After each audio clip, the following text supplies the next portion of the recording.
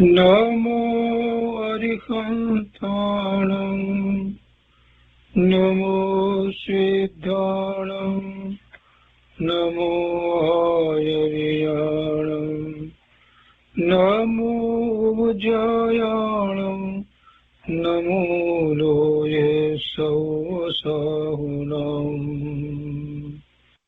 અસપંચનમોકારો સર્વપાવપનાશનો મંગલાણં ચ સૌવર્તે પરમં મંગલम् અજ્ઞાનતિમિરંધાનાં જ્ઞાનાંજનશલાકયા ચક્ષુન્મીલિतं येन તસ્મૈ શ્રીગુરુવે નમઃ મુખાદિવ્યાકુક્ષિરત્નં શબ્દજિતવર્યાત્મજં શ્રીરાજચંદ્રયહું વંદે તત્વલોચનદાયકં પ્રભુતત્વલોચનદાયકં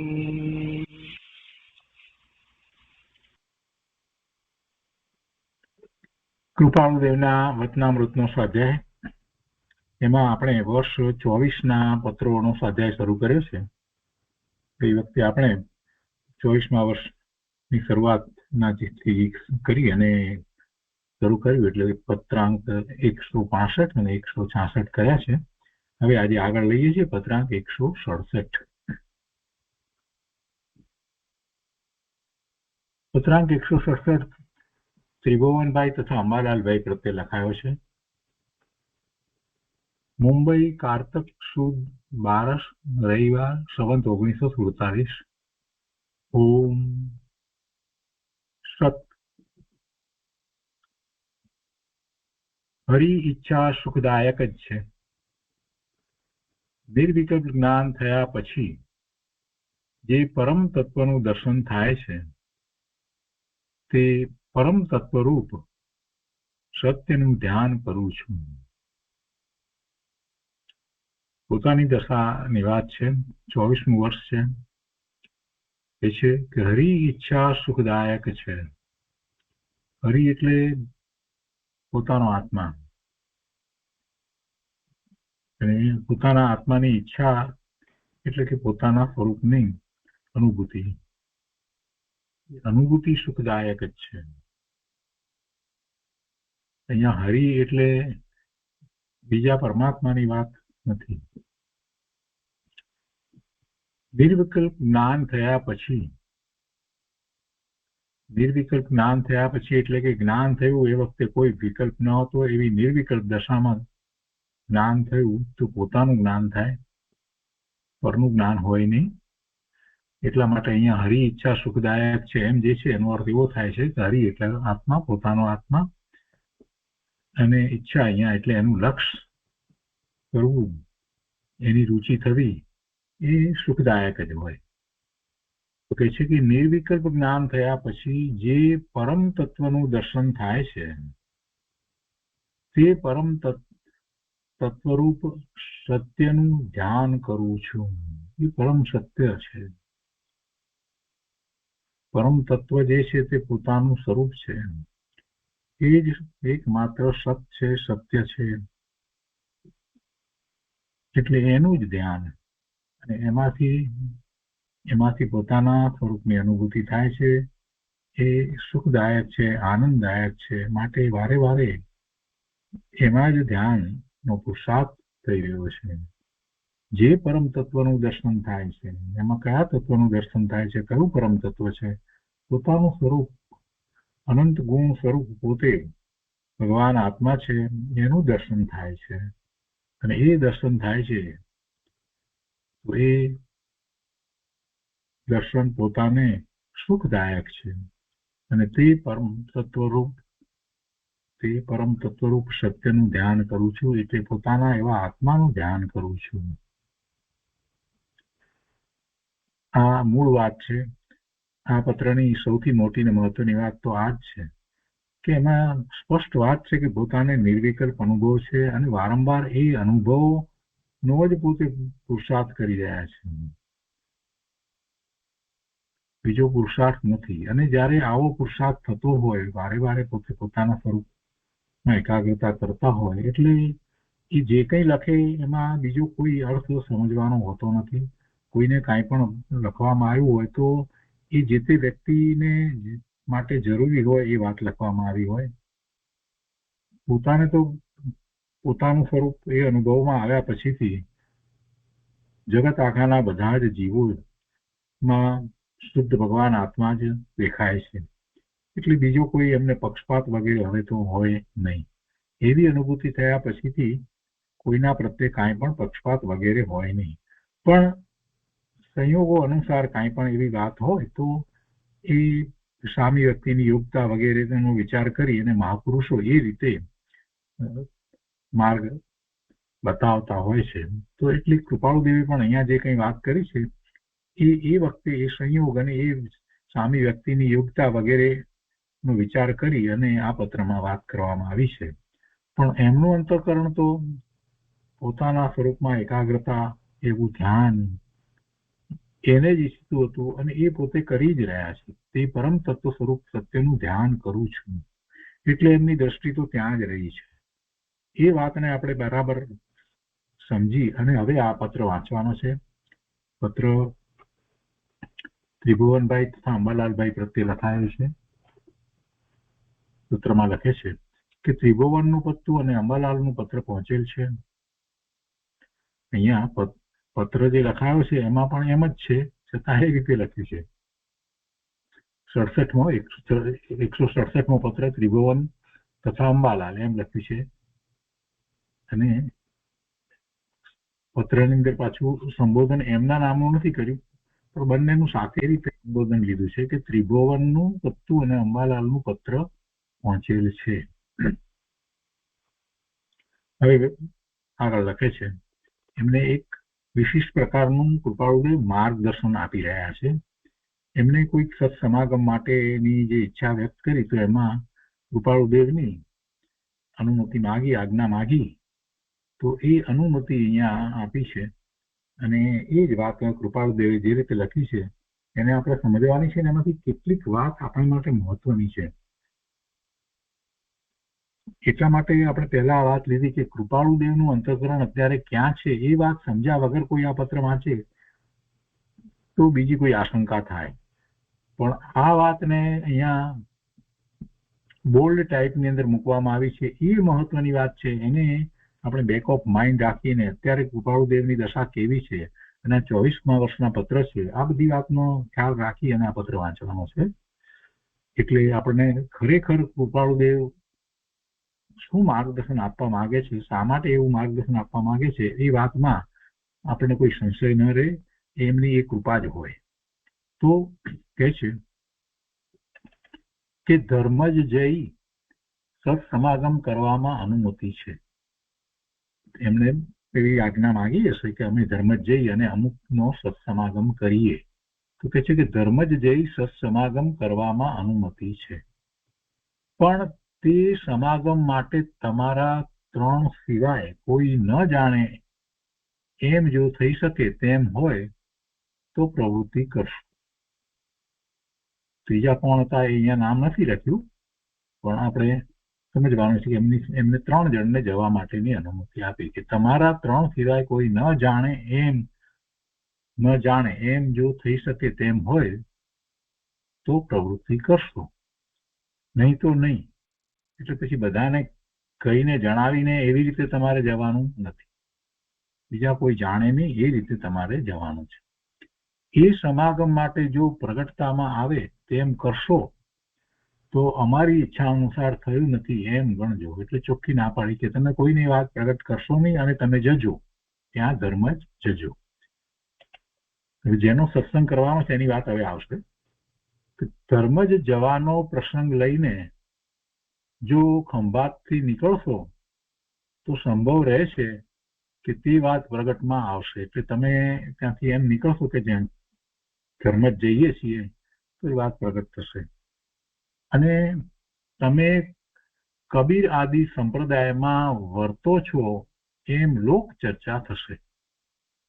અર્થાત તે કબીર સંપ્રદાય તમે નથી છતાં ઠરશો. ત્યાં જે જવાનું છે તો ધર્મજમાં કોઈક એવા કબીર સંપ્રદાયના કોઈક વ્યક્તિ એવા હશે, એમને મળવા જવું છે, એમનો સત્સંગ કરવા જવા માટે એમને કૃપાળુદેવની આજ્ઞા માંગી અને કૃપાળુદેવે આજ્ઞા આપી અને પછી સાથે એમ કહે છે કે તમે જ્યારે એમ ત્યાં જશો ને બધાને ખબર પડશે તો બધાને એમ લાગશે કે તમે કબીર સંપ્રદાયમાં વર્તો છો, એમ લોક ચર્ચા થશે. અર્થાત તે કબીર સંપ્રદાય તમે નથી છતાં તમે કબીર સંપ્રદાય ઠરશો, લોકો એમ કહેશે.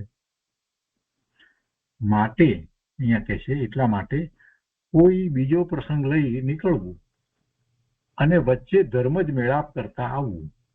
બીજો પ્રસંગ લઈને નીકળવું, બીજે ક્યાંક જતા હોય એ રીતે જવા માટે કેમ, અને પછી ધર્મ જ વચમાં મેળાપ કરતા આવવું.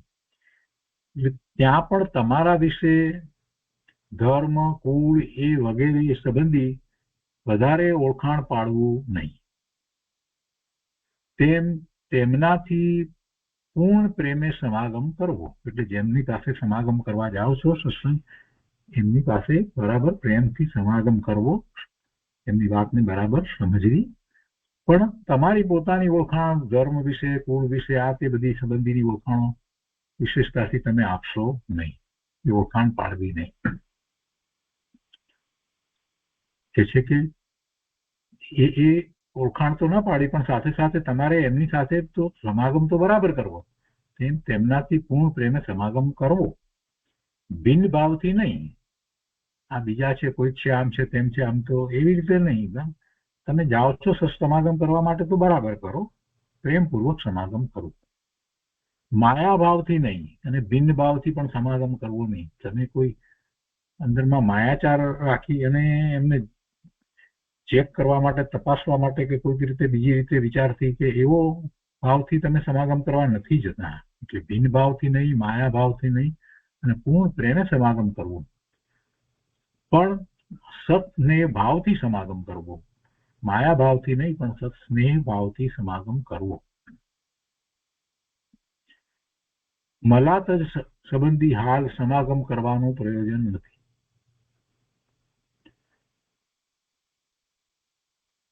ખંભાતથી ધર્મજ બની વિદાય થવા પહેલા ધર્મજ એક પત્ર લખવો. એટલે જતા પહેલા એમને એક પત્ર લખજો, જેમાં વિનય સમેત જણાવવું કે કોઈ જ્ઞાનાવતાર પુરુષની ઈચ્છા આપનો સત્સંગ કરવા માટે અમને મળી છે. એટલે એમને એમ જણાવવું કે અમે આપનો સત્સંગ કરવા આવીએ છીએ અને એ માટે અમને કોઈ જ્ઞાનાવતાર પુરુષની ઈચ્છા આપનો સત્સંગ કરવા માટે અમને મળી છે, અનુમતિ મળી છે. એટલે એ પણ જ્ઞાનાવતાર પુરુષ એટલે કૃપાળુદેવ પોતે કે છે કે એમાં વિનય સમેત જણાવવું કે કોઈ જ્ઞાનાવતાર પુરુષની ઈચ્છા આપનો સત્સંગ કરવા માટે અમને મળી છે, જેથી આપના દર્શન માટે અમુક તિથિએ આવશું. અમે આપનો સમાગમ કરીએ તે સંબંધી વાત હાલ કોઈ રીતે પણ અપ્રગટ રાખવી, એવી તે જ્ઞાનાવતાર પુરુષને એવી તે જ્ઞાનાવતાર પુરુષે આપને અને અમને ભલામણ આપી છે. એટલે તમે પત્ર એમને લખો તો એમાં પણ એમ લખજો કે આ વાત અમારી હમણાં અપ્રગટ રાખો, પ્રગટ ન કરશો. અને એવું અમને નાના અવતાર પુરુષે એ પ્રમાણે ભલામણ કરી છે. એ જ્ઞાના અવતાર પુરુષે આપને અને અમને ભલામણ આપી છે, તો આપ તે વાતને કૃપા કરી અનુસરશો છે. એટલે કોઈને આ વાત કરશો નહીં, એવું તમારે પત્રમાં લખવું એમ કે છે. જ્ઞાના અવતાર પુરુષે આ કહ્યું છે. એટલે જ્ઞાના અવતાર પુરુષ એટલે કૃપાળુદેવ. અને કૃપાળુદેવને અત્યારે તો એવી જ્ઞાન દશા અદભુત ચાલી રહી છે. 24મા વર્ષે સમ્યક દર્શન પ્રગટ થયું છે. વારંવાર પોતે ધ્યાનમાં જ રહે છે અને દ્રષ્ટિ સ્વરૂપ તરફ રહે છે. એ વાત આપણે પહેલા જ કરી. અને જ્યારે આ બીજા કોઈ એમની પાસે આ પ્રકારે કોઈને મળવા જવા માટે, એમનો સત્સંગ કરવા માટેની અનુમતિ માંગે છે તો એ ત્રિભુવનભાઈ, અંબાલાલભાઈ વગેરે નો વિચાર આપણે કરીએ કે એ અનુમતિ વગર તો એ ક્યાંય કોઈનો સત્સંગ નથી કરતા. મોટીને મહત્વની વાત તો એ છે. કૃપાળુદેવ કહે તો જઈએ, નહીતર નહીં. ભલે એમના વિશે કંઈક એ ધર્મજમાં જે છે એ પુરુષ વિશે કંઈક બધી વાતો બધી સાંભળી હશે, કંઈક ચમત્કાર કે કંઈક પણ બીજું કે કંઈક ધ્યાન વિશેની કે કંઈક એવી વાત આત્માની વાત કરતા હશે, એવું બધું કંઈક સાંભળવામાં બહુ આવ્યું હશે, એટલે એમને ઈચ્છા દાખવી હશે અને કૃપાળુદેવ પાસે એમને એ વાત રજૂ કરી હશે. ને કૃપાળુદેવ તો બધાને જાણતા હતા. કૃપાળુદેવને તો એટલી બધી લબ્ધિ હતી કે કોણ શું છે, કેમ છે, બધું જ કૃપાળુદેવને તો બહુ જ સ્પષ્ટ ખ્યાલમાં આવતું હતું. અને એવા તો કેટલાય પ્રસંગો એમના જીવનમાં બન્યા છે. એટલે કૃપાળુદેવ આ જે પુરુષ જે છે કદાચ કબીરપંથી હશે તો એને કૃપાળુદેવ તો જાણતા જ હોય, ન જાણવાનો કોઈ પ્રશ્ન નથી. અને એટલે અને એમના સંબંધમાં કોઈ બીજી વાત નહીં હોય એટલે જવા માટે અનુમતિ આપી હશે. પણ છતાંય કૃપાળુદેવ એ છે કે તમે જાઓ એ પહેલા પત્ર લખજો અને એમને આ રીતે વાત કરજો કે તમે જે જાઓ છો સત્સંગ માટે એ વાત બીજાઓને ન કરે. અને એવું લખજો સાથે કે એવું અમને અમારા જ્ઞાનાવતાર પુરુષે એ ભલામણ આપી છે માટે. પછી આગળ હવે લખે છે આગળ કે તેમનો સમાગમ થતા શું કરવું. જો આખું બધું જ માર્ગદર્શન કૃપાળુદેવે એમને આપ્યું છે. તેમનો સમાગમ થતા એક વાર નમન કરી વિનયથી બેસવું. આપણે પ્રભુના દર્શન કરવા જઈએ છીએ તો 3 વાર નમન કરીએ છીએ, પરમાત્માને નમન કરીએ છીએ. અહીંયા કોઈ સત્સમાગમ છે તો એટલે સામાન્ય રીતે એક વાર નમન કરવાની વાત લખી છે કે તેમનો સમાગમ થતા એક વાર નમન કરી વિનયથી બેસવું. થોડા વખત વીત્યા પછી તેમની પ્રવૃત્તિ પ્રેમ ભાવને અનુસરી વાતચીત કરવી. બેસો તમે, ત્યાર પછીથી તેમની પ્રવૃત્તિ શું કરે છે જરાક જુઓ અને એમનો પ્રેમ ભાવ તમારા તરફ દ્રષ્ટિ કરશે કાંઈક તો એ બધું જોઈ એને અનુસરીને પછી વાત કરવી. કૌંસમાં લખ્યું છે કે એક વખતે 3 જણે અથવા 1 થી વધારે જણે ન બોલવું. 3 જણ જવાના છે ને એટલે પ્રથમ એમ કહેવું, પેલા જે એમનો સત્સંગ કરવા જાય છે એમને એમ કહેવું. શું કહેવું એ પણ કૃપાળુદેવે બધું માર્ગદર્શન આપ્યું છે. એમ કહેવું કે આપે અમારા સંબંધમાં નિસંદેહ દ્રષ્ટિ રાખવી. અમારા સંબંધમાં કોઈ સંદેહ ન રાખશો એવું તમારે એમને જણાવવું. નહીતર પેલા વાત જ ન કરે, એમ થાય ને સંદેહ પડે તો. એટલે પેલા એ વાત કરવી. અને પછી કહેવું કે આપને દર્શને અમે આવ્યા છીએ તે કોઈ પણ જાતના બીજા કારણથી નહીં, પણ માત્ર સત્સંગની ઈચ્છાથી. આમ કહેવું. અને આટલું કહ્યા પછી તેમને બોલવા દેવા. પછી એ બોલશે. તે પછી થોડે વખતે બોલવું. એ બોલી રહે ત્યાર પછીથી થોડે વખતે બોલવું. અમને કોઈ જ્ઞાના અવતાર, શું બોલવું એ પણ કહે છે કે અમને કોઈ જ્ઞાના અવતાર પુરુષનો સમાગમ થયો હતો. તેમની દશા અલૌકિક જોઈ અમને આશ્ચર્ય ઉપજ્યું હતું. કોની દશા અલૌકિક જોઈ? જ્ઞાના અવતાર પુરુષની. આ વાત એમણે કરવાની છે. એટલે કે છે કે અમને કોઈ જ્ઞાના અવતાર પુરુષનો સમાગમ થયો હતો.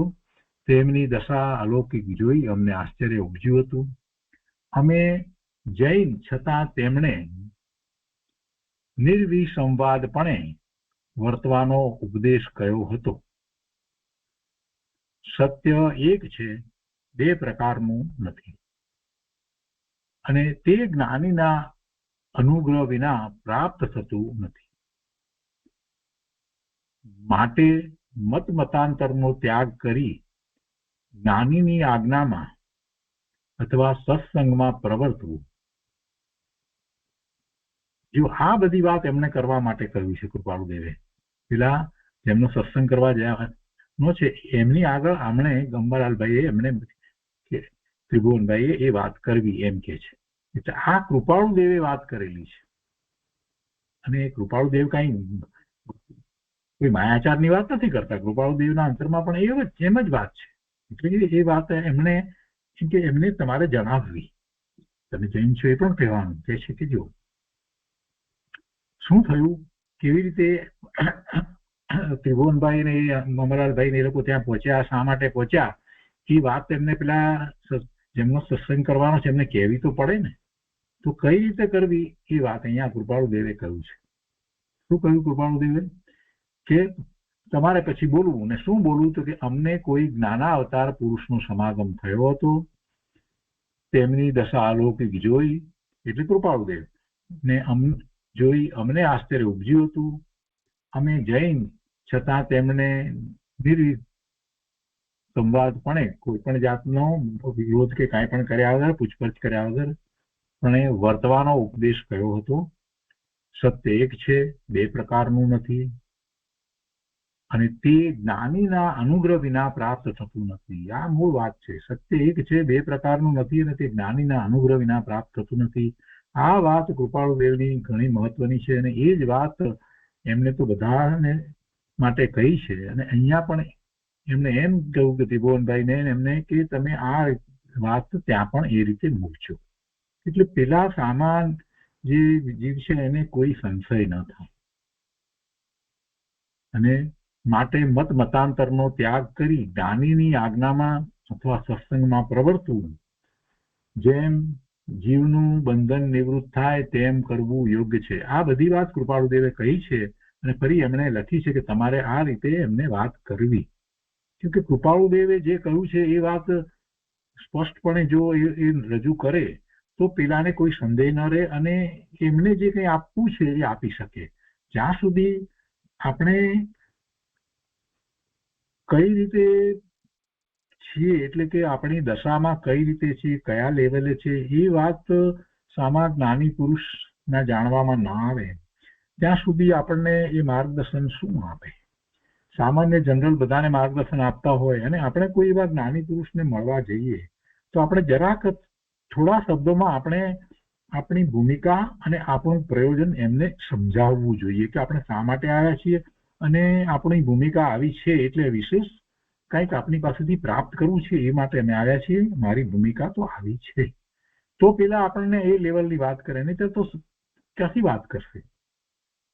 એટલે કૃપાળુદેવે આ બધી વાત મૂકી છે, કેમ કે એ એમને આ બધી વાત પહેલા કરેલી છે, અને એ પ્રમાણે જ એ વર્તન કરી રહ્યા છે. એટલે એ કંઈ કહેશે તો એમાં કોઈ માયાચાર તો છે જ નહીં. કૃપાળુદેવને એ લોકો જ્ઞાની પુરુષ તરીકે માની અને એમની આજ્ઞામાં તો વર્તી રહ્યા છે. તો એ પ્રમાણેની વાત જે છે એ એમણે શિરોમાન્ય પણ કરી છે, અને હવે એ વાત એમ કરશે. તો કૃપાળુદેવની આ બધી વાત છે. અનુગ્રહ વિના પ્રાપ્ત થતું નથી, જ્ઞાનીના અનુગ્રહ વિના સત્ય પ્રાપ્ત થતું નથી. સત્ય એક પ્રકારનું છે. માટે મત મતાંતરનો ત્યાગ કરી જ્ઞાનીની આજ્ઞામાં અથવા સત્સંગમાં પ્રવર્તવું, જેમ જીવનું બંધન નિવૃત્ત થાય તેમ કરવું યોગ્ય છે, અને તે માટે અમે ઉપર કયા તે સાધન છે. આ વગેરે પ્રકારે તેમણે અમને ઉપદેશ કર્યો હતો, અને જૈન આદિક મતોનો આગ્રહ મટાડી તે જેમ પ્રવર્તાવે તેમ પ્રવર્તવાની અમારી જિજ્ઞાસા ઉત્પન્ન થઈ હતી. કોની જિજ્ઞાસા ઉત્પન્ન થઈ હતી? આ અંબાલાલભાઈ વગેરેની એમની જિજ્ઞાસા ઉત્પન્ન થઈ હતી, અને હજુ પણ એમ જ વર્તે છે કે સત્યનો જ માત્ર આગ્રહ રાખવો, મતને વિશે મધ્યસ્થ રહેવું, કોઈ પણ મતને માટે મધ્યસ્થ રહેવું, સત્યનો આગ્રહ રાખવો. અને તેઓ હાલ વિદ્યમાન છે. કોણ તેઓ? એટલે આ જ્ઞાની પુરુષ જે છે તે વિદ્યમાન છે, જેમની અનુમતિથી અમે અહીંયા આવ્યા છીએ. તો એ અત્યારે હાલ વિદ્યમાન છે, ને એમને આવો બધો ઉપદેશ આપ્યો હતો. અને એ જ્ઞાની પુરુષની વાત પાછી કરવાની છે, એટલે કહે છે કે તેઓ હાલ વિદ્યમાન છે અને યુવાવસ્થાના પહેલા ભાગમાં છે.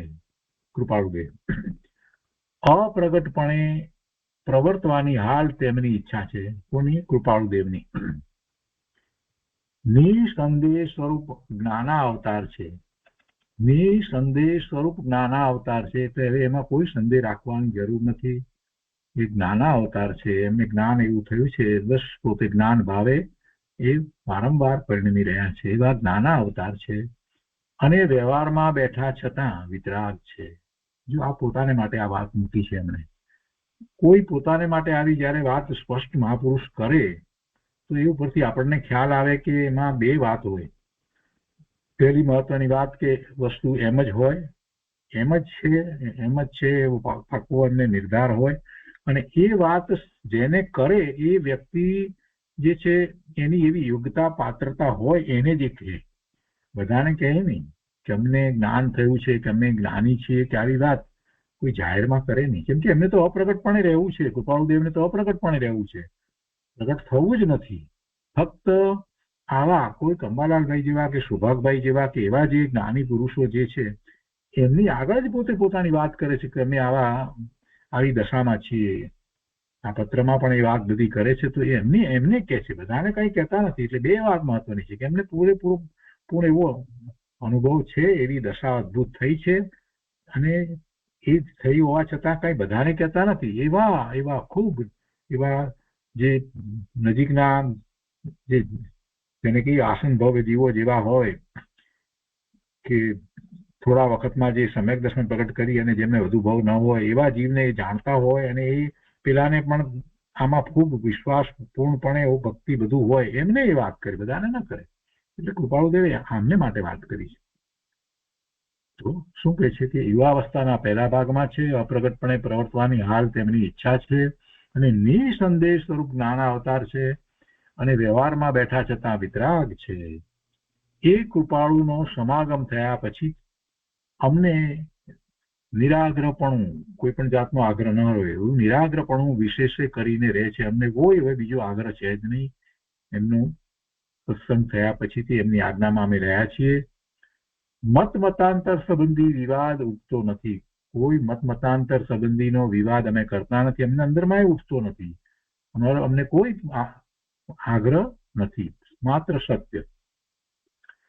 નિષ્કપટ ભાવે સત્ય આરાધવું એ જ દ્રઢ જિજ્ઞાસા છે. નિષ્કપટ ભાવે સત્ય આરાધવું એ જ દ્રઢ જિજ્ઞાસા છે. આ બધી વાત જે છે એ આપણે જાણી અને આપણે પણ એને અનુસરવાનું છે. અંબાલાલભાઈને એ તો બધા અનુસરતા જ હતા, એમને તો એ વાત જ હતી, પણ આપણે માટે આ કેટલું બધું ઉપયોગી થાય છે એ અહીંયાથી વાત લેવાની છે. તે જ્ઞાનાવતાર પુરુષે અમને જણાવ્યું હતું કે, પાછું જો લખે છે કે ઈશ્વર ઈચ્છા હાલ અમને પ્રગટપણે માર્ગ કહેવા દેવાની નથી. એટલે કે કૃપાળુદેવ, એ જ્ઞાનાવતાર પુરુષ કૃપાળુદેવે અમને જણાવ્યું હતું કે ઈશ્વર ઈચ્છા હાલ અમને પ્રગટપણે માર્ગ કહેવા દેવાની નથી. તેથી અમે તમને હાલ કંઈ કહેવા માંગતા નથી, પણ એવી યોગ્યતા આવે અને જીવ યથાયોગ્ય મુમુક્ષુતા પામે તે માટે પ્રયત્ન કરજો. આવું અમને એમણે કહ્યું હતું, અને એ પોતે પ્રગટ થવા માંગતા નથી, અને તે માટે ઘણા પ્રકારે અપૂર્વ ઉપાય ટૂંકમાં તેમણે બોધ્યા હતા. શેને માટે ઉપાય પાછા એમણે આપ્યા બોધ કર્યો હતો કે મુક્ષતા પ્રગટ કરવા માટે બોધ્યા હતા. તેમની ઈચ્છા હાલ અપ્રગટ જ રહેવાની હોવાથી પરમાર્થ સંબંધમાં ઘણું કરીને તેઓ મૌન જ રહે છે. અમારા ઉપર એટલી અનુકંપા થઈ કે તેમણે એ મૌન વિસ્મૃત કર્યું હતું. મૌન હતા છતાં પણ અમને પ્રત્યુત્તર આપ્યો અમારા પત્રનો, અને અમને આ માર્ગદર્શન આપ્યું. એમની અનુકંપા એવી થઈ કે તેમણે એ મૌન વિસ્મૃત કર્યું, મૌનને ભૂલીને, અને તે જ સત્પુરુષે આપનો સમાગમ કરવા અમારી ઈચ્છાને જન્મ આપ્યો હતો. અમારી ઈચ્છા આપનો સમાગમ કરવાની જે થઈ હતી, તો એને માટે એમણે અનુમતિ આપી, અને એવી ઈચ્છા અમને થઈ એમ. એટલે એમાં એમ કે છે કે એ સત્પુરુષે આપનો સમાગમ કરવા અમારી ઈચ્છાને જન્મ આપ્યો, કે એમનો સમાગમ કરતા અમને આપનો સમાગમ કરવાની ઈચ્છા થઈ છે. એટલે એમની સાથે એ રીતે આખું અમે એમને અનુસરીએ છીએ, અને એમાંથી અમને આપને મળવા સમાગમ કરવાની ઈચ્છા થઈ છે, અને એમાં એમણે અનુમતિ આપી છે. નહીં તો અમે આપના સમાગમનો લાભ ક્યાંથી પામી શકીએ. એટલે અમે આવ્યા છીએ, અને આપના ગુણની પરીક્ષા ક્યાંથી પડે, આપના ગુણનો અમને ખ્યાલ ક્યાંથી આવે, એવી તમારી જિજ્ઞાસા બતાવજો. હવે કૃપાળુદેવ કહે છે કે એ રીતે તમારી જિજ્ઞાસા તમે એમને બતાવજો કે અમને કોઈ પ્રકારે આપનાથી બોધ પ્રાપ્ત થાય અને અમને માર્ગની પ્રાપ્તિ થાય, તો તેમાં તે જ્ઞાના અવતાર પુરુષ રાજી જ છે, એટલે કૃપાળુદેવ રાજી છે, એમાં અમને આપનાથી પણ કઈ લાભ થાય તો એમ. અમે તેમના શિષ્ય થવાની ઈચ્છા રાખી હતી, તથાપિ તેમણે જણાવ્યું હતું કે પ્રગટ માર્ગ કહેવાની હાલ અમને ઈશ્વરના નથી. તો પછી તમે ગમે તે સત્સંગમાં યોગ્યતા કે અનુભવ પામો તેમાં અમને સંતોષ જ છે. કૃપાળુદેવને હાલ એ માર્ગ પ્રગટ કરવાની નથી ઈચ્છા, ઈશ્વર આજ્ઞા નથી એમ કહી અને એમ કે જણાવે છે કે તમે બીજે પણ ક્યાંય સત્સંગમાં કંઈક સત્ય પામો તો એમાં અમને તો સંતોષ જ છે. આપના સંબંધમાં પણ તેમનો એવો જ અભિપ્રાય સમજશો.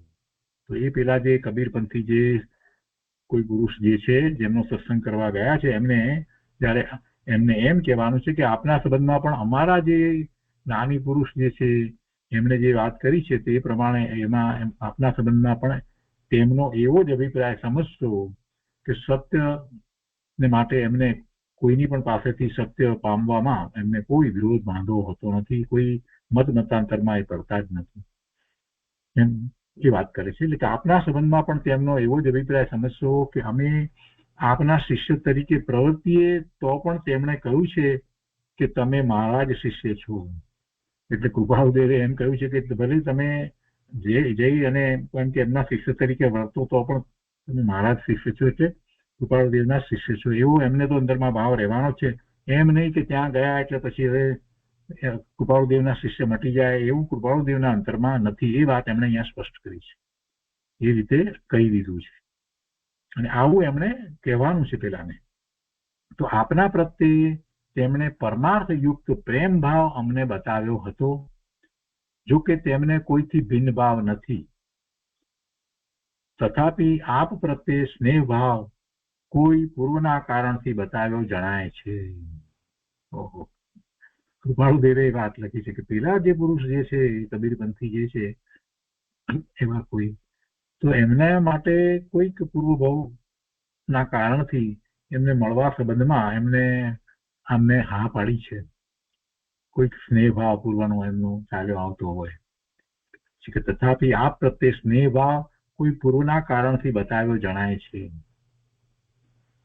મુક્ત આત્મા હોવાથી વાસ્તવિક રીતે તેમને નામ ઠામ ગામ કાંઈ જ નથી. જો કૃપાળુદેવને અત્યારે હજી આ દશાની અંદર પણ મુક્ત આત્માપણું જ જણાય છે. પોતાને સિદ્ધ સમાન આપણે જે કહીએ છીએ તો એમને તો સિદ્ધ સમાનપણું એવો અનુભવ થઈ ગયો હતો ને એવી અદભુત ઊંચી દશા હતી. એટલે બસ આ વર્તમાન પર્યાય જે છે એને પોતાની માનતા જ ન હતા. ઠીક છે વ્યવહાર છે પણ છતાંય પોતે તો મુક્ત આત્મા છે એવી જ વાત હતી. એટલે કે છે કે મુક્ત આત્મા હોવાથી વાસ્તવિક રીતે તેમને નામ ઠામ ગામ કાંઈ જ નથી. કૃપાળુદેવને કોઈ નામ ઠામ ગામ કાંઈ હતું નહીં, એ મુક્ત આત્મા જ હતા. તથાપિ વ્યવહારે તેમ છે, એટલે વ્યવહારે નામ ઠામ ગામ એમના છે, છતાં તે અમને અપ્રગટ રાખવા આજ્ઞા કરી છે, એટલે અમે એમનું નામ આપને આપતા નથી. આપનાથી તેઓ અપ્રગટપણે વર્તે છે, તથાપિ આપ તેમની પાસે પ્રગટ છો. ઓહો, કેટલી મોટી વાત કરી. કૃપાળુદેવે આ વાત લખી છે એનો અર્થ શું છે કે કૃપાળુદેવ મુંબઈમાં બેઠા બેઠા પેલા જે છે એને જાણતા હતા, કોઈ દ્વારા જાણતા હતા એમ નહીં, પણ એમને એ વાત ખ્યાલમાં આવતી જ હતી. કૃપાળુદેવને ઘણી લગતી હતી અને એવા કેટલાય પ્રસંગો આપણે જાણીએ છીએ કે એમને જયારે પેલા એમ કે નાના હતા તો એમના વિશે સાંભળીને પેલા કચ્છથી બે ભાઈઓ નીકળ્યા કે આપણે એમને કાશી મોકલીએ, તો એમને સામે લેવા એ ગયા અને એમના નામથી એમને બોલાવ્યા. હવે કૃપાળુદેવને કેવી રીતે ખબર પડી? એટલું બધું એમનો સર્વક્ષમ હતો કે જાણતા હતા ને બોલાવ્યા, નામથી બોલાવ્યા.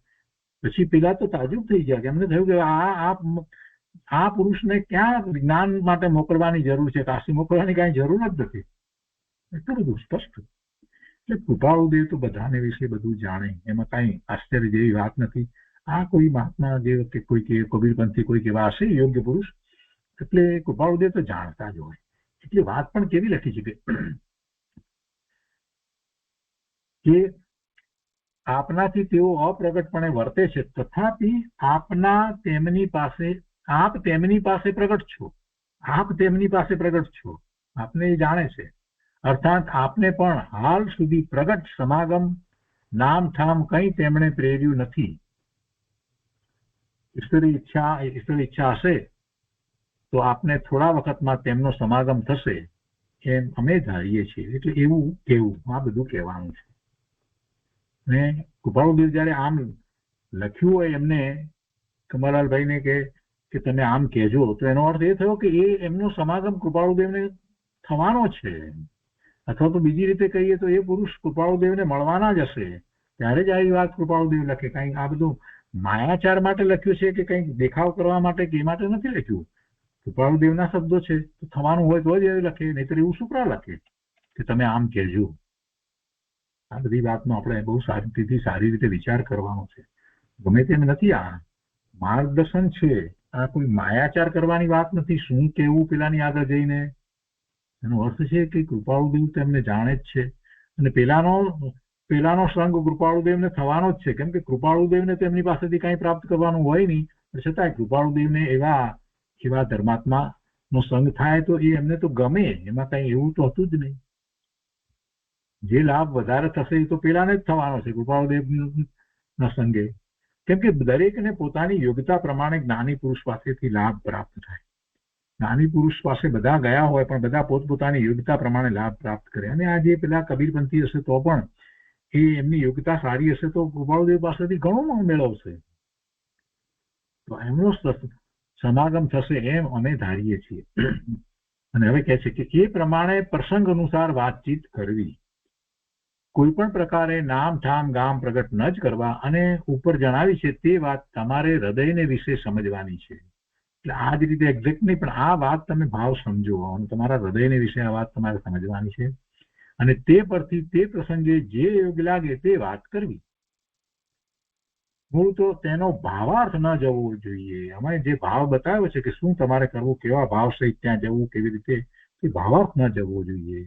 બાકી તમે ત્યાં જે રીતે પ્રસંગે જે રીતે વાત યોગ લાગે એ રીતે કરજો. હવે આગળ કહે છે, નાના અવતાર સંબંધી તેમને જેમ જેમ ઈચ્છા જાગે તેમ વાતચીત કરવી. તેઓ નાના અવતારનો સમાગમ ઈચ્છે તેવા પ્રકારથી વાતચીત કરવી. નાના અવતારની પ્રશંસા કરતા તેમનો અવિનય ન થઈ જાય એ ધ્યાન રાખજો. તમે પછી નાના અવતાર એટલે કૃપાળુદેવ, એમની પ્રશંસા તમે કરો અને એમાં પછી તેમનો અવિનય ન થઈ જાય એ ધ્યાન રાખજો. અને તેમ જ્ઞાના અવતારની અનન્ય ભક્તિ પણ લક્ષમાં રાખજો, કે તમને જ્ઞાના અવતારની અનન્ય ભક્તિ છે એ વાત પણ તમે લક્ષમાં રાખજો. એટલે એમને તમે એ રીતે વાત કરજો, એટલે એમને પણ ઈચ્છા થશે. આ છે આ બધા નિમિત્ત કારણ છે. કૃપાળુદેવ પણ જાણે છે કે આ નિમિત્તથી જ પેલા પોતાને મળવા આવવાના છે, અને એવી કંઈક વાત થવાની હશે. કૃપાળુદેવ તો બધું જાણતા હતા. હવે કે છે અહીંયા કે મન મળ્યાનો જોગ લાગે ત્યારે જણાવજો કે તેમના શિષ્ય એવા જે અમે આપના શિષ્ય જ છીએ. શું કે છે?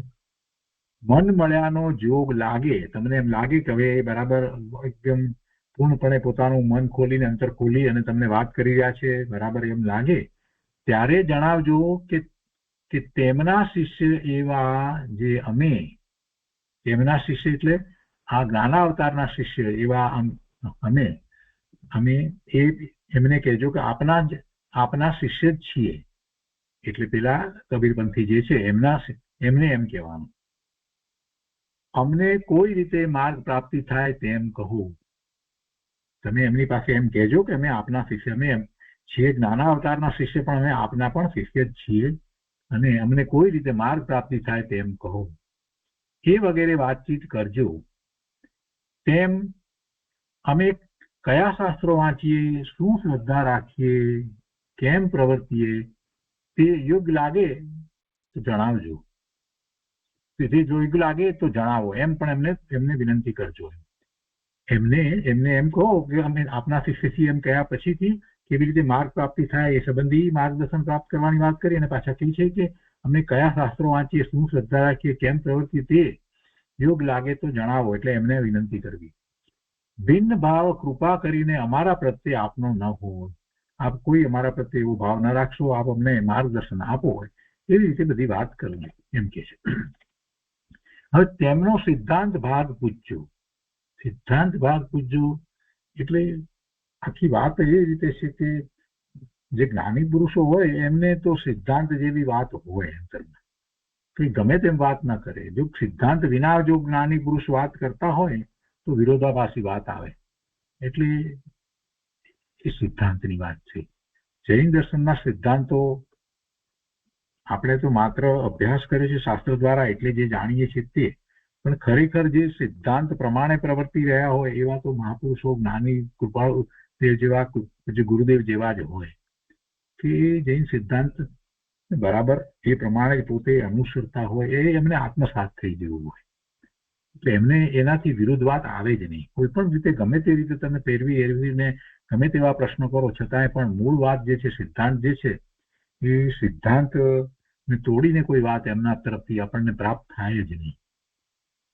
એટલે જે જ્ઞાની હોય એને એ રીતે સિદ્ધાંત હોય છે. એમાં હઠ વગેરે ન હોય. સિદ્ધાંતની વાત હોય તેમાં હઠ વગેરે ન હોય. એટલે કહે છે કે તેમનો સિદ્ધાંત ભાગ પૂછ્યો, એ વગેરે જાણી લેવાનો પ્રસંગ બને તો પણ તેમને જણાવજો કે અમે જે જ્ઞાનાવતાર પુરુષ જણાવ્યા છે તેઓ અને આપ અમારે મન એક જ છો. કારણ કે એવી બુદ્ધિ કરવા તે જ્ઞાનાવતારની અમને આજ્ઞા છે. એમની આજ્ઞા લઈને જ અમે આવ્યા છીએ અને આપ અમને જણાવો. માત્ર હાલ તેમને અપ્રગટ રહેવાની, એટલે જ્ઞાનાવતારને અપ્રગટ રહેવાની ઈચ્છા હોવાથી તેમની ઈચ્છાને અનુસર્યા છીએ. કેટલું સરસ રીતે માર્ગદર્શન આપ્યું છે. વિશેષ શું લખીએ? હરિ ઈચ્છા જે હશે તે સુખદાયક જ હશે. જુઓ, કૃપાળદેવ જાણતા જ હતા અને એટલા માટે જ એમણે આ અનુમતિ આપી. હા, 3 જણને અનુમતિ જે એમણે આપી એટલા માટે જ આપી. અને એ 3ને જે જ્ઞાન પ્રકાશ થવાનો હશે એમાં નિમિત્ત કારણ પેલા હશે. કોઈક વસ્તુનું જ્ઞાન પ્રકાશ કોઈકની વાત જે છે, અને અથવા તો બીજું પણ હશે કે એમની પાસેથી કોઈક વાત એ જાણીને આવે એટલે એમની કોઈક પ્રકારની ભૂલ હશે એ સુધરે, અથવા તો કોઈક પ્રકારે વિશેષ એવી યોગ્યતા પ્રાપ્ત થાય. અને પછી છેવટે આવવાના છે તો કૃપાળુદેવ પાસે જ, કે ત્યાંથી જે કંઈ વાત સાંભળી કરીને છેવટે આવવાના તો કૃપાળુદેવ પાસે જ. અને પછી જયારે આવશે ત્યારે કૃપાળુદેવને જે કાંઈ કહેવાનું હશે એ કહેવાના જ છે. એ વાત પણ નિશ્ચિત જ છે. એ તો આપણે જાણીએ છીએ. આ પછી કેટલા બધા પત્રો છે એમની ઉપરના. એટલે આ બધી વાત જે છે એ કૃપાળુદેવના અંતરમાં આવી છે. એનું કંઈક રહસ્ય છે કે આ જે 3 વ્યક્તિ છે કે એમને જે ખરેખર એ કંઈક વધારે વિશેષ જ્ઞાન આપવાનું આ પ્રયોજન છે. બીજું કોઈ પ્રયોજન નથી. કોઈ એમની પાસે મોકલવા એવી પણ કોઈ વાત નથી. ને એમને પેલાને પણ એવો વિચાર થયો અને કૃપાળુદેવે હા પાડીને મોકલે. બધી વાત જાઓ તો કેવી રીતે આ બધું આટલું બધું ડિટેલમાં માર્ગદર્શન શું કરે આપ્યું હોય. એટલે કૃપાળુદેવ કંઈક જાણતા હતા કે આમને કંઈક કોઈક રીતે એ બધું લાભદાયી થવાનું છે. એટલે પછી લખે છે, આટલું બધું આપ્યું માર્ગદર્શન, પછી લખે છે કે વિશેષ શું લખીએ? હરિ ઈચ્છા જે હશે તે સુખદાયક જ હશે. કે છે એકાદ દિવસ રોકાજો, વધારે નહીં, ફરી મળજો. એમાં વાંધો નથી. મળવાની હા જણાવજો. ફરી પાછું એ કે આવશો કે એવું પૂછે તો કેજો હા. હરિ ઈચ્છા સુખદાયક છે. એટલે કે છે પછી મળાશે નહીં મળાશે એ સંબંધીને કાંઈ નથી દેખવું. એટલે કંઈક અંતરમાં કૃપાળુદેવના અંતરમાં તો વાત છે જ, સ્પષ્ટ જ છે. હરિ ઈચ્છા સુખદાયક છે. જ્ઞાના અવતાર સંબંધી પ્રથમ તેઓ વાત ઉચ્ચારે તો આ પત્રમાં જણાવેલી વાત વિશેષે કરી દ્રઢ કરજો. ભાવાર્થ ધ્યાનમાં રાખજો. એને અનુસરી ગમે તે પ્રસંગે આમાંની તેમની પાસે વાત કરવા તમને છૂટ છે. જેમ જ્ઞાના અવતારમાં અધિક પ્રેમ તેમને આવે તેમ કરજો. હરિ ઈચ્છા સુખદાયક છે.